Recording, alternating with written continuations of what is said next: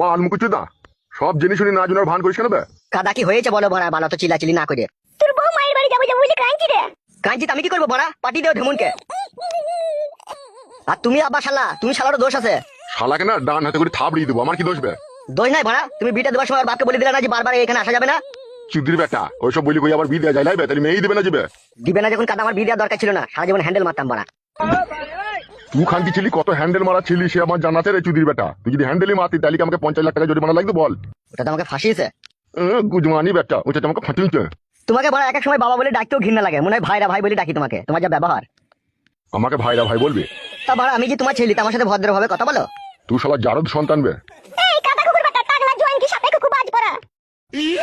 তোর আবার কি হইল মাগি?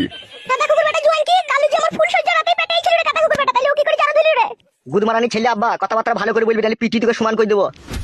কাকে পিটি সমান করবি বে?